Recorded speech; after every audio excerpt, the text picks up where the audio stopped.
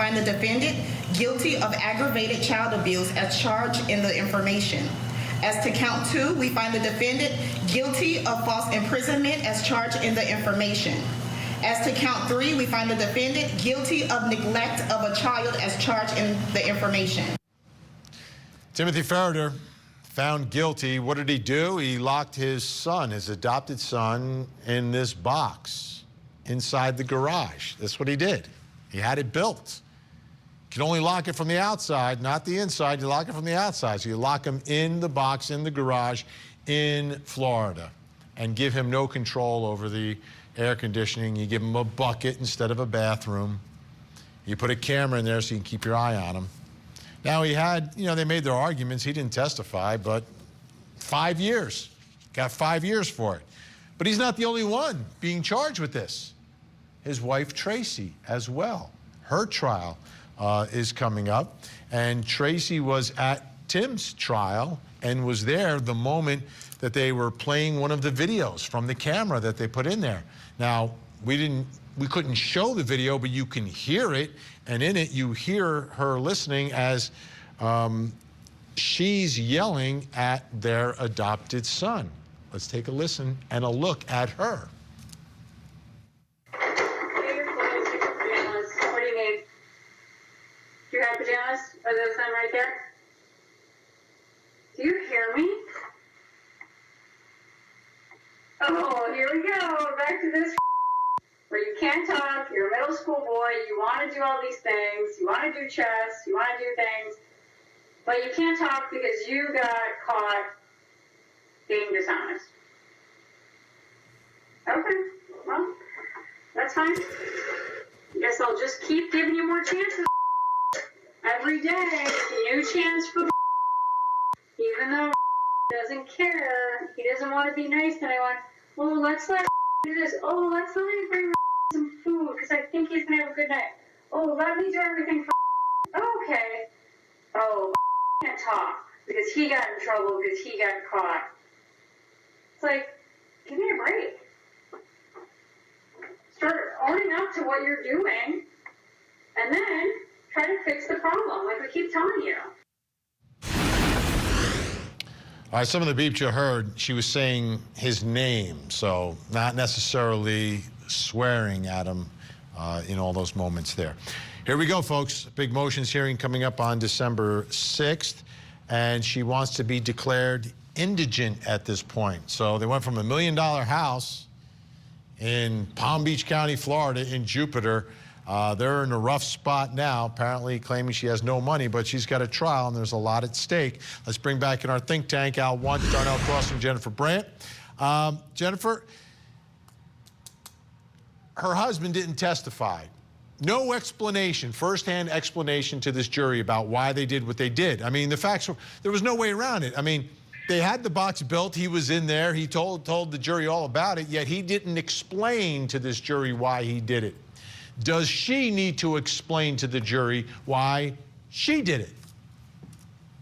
I think her explanation, Vinny, yes, I think she will testify, and I think her explanation will be that it was all her husband. It was, she was under his control. He was abusive. Who knows what she's going to come up with? But then when you hear a tape like this, I mean, the whole case is so upsetting just because these people clearly did not know how to parent this child, and what they did is just tragic, and it's terrible. And that they allowed this to go on.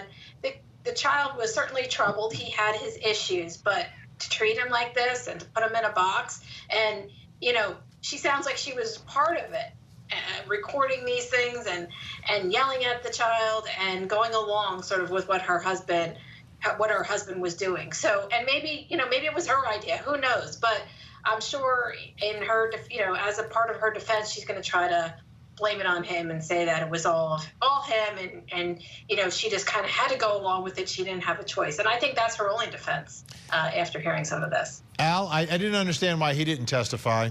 I think and I know everyone has the right to remain silent, right? Prosecution's got to prove it. But they're going to prove it. They got pictures of the box. They've got the son's going to testify and tell the jury everything. So that's a given. So throw that out the window. You need to explain it. Explain what you did before you built the box. Explain why you built the box. Explain what life was like. Explain your concerns. Show that you're a human being. None of that in the first trial, Al.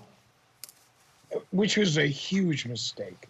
You have to take a situation where you're going to make the defendant a person who's put into a position with a child that he can't control and that he loves, and he's trying to control them. And that maybe he used the wrong, forms of punishment to do this, but that the motive was to make the kid good, to be able to make him a productive member of society. Or to protect your other children. I think that was part of the motivation too. You got to tell the jury. And also that. But listening to her ranting and raving on that poor kid, I mean, Jesus, I would probably rather live in the garage than live in the house with her.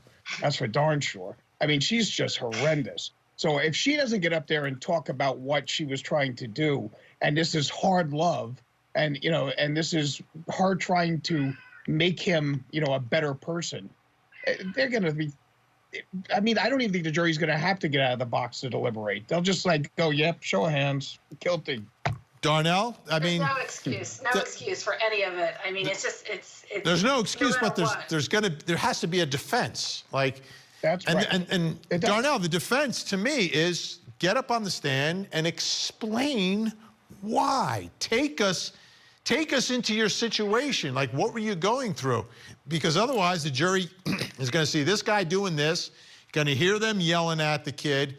They're going to hear the kid screaming when he's locked inside. I mean, you only have like 20 seconds though. Sorry, Darnell. All right, well, just real quick. So Charlamagne the God from the Breakfast Club says that the craziest people in the world come from the Bronx and all of Florida, and Florida is jumping. And I just want to say that there's a group called the Cordies, led by Michelle and Julian, that been begging for an autographed picture of Vinnie Politan, and they are amazing fans of yours in Pensacola, Florida. So that's what I have to say for this. And there's a real group called the Cordies. I never knew that. And attorney Michael Skyber has been texting me that you have to look into the Cordies. They want your picture, Vinny, so I need an autographed picture. All right, I'll look into that. They can always go on my Facebook page anyway, and message me. Al Wunsch, Darnell Cross, and Jennifer Brandt. Fasten your seatbelts. Up next.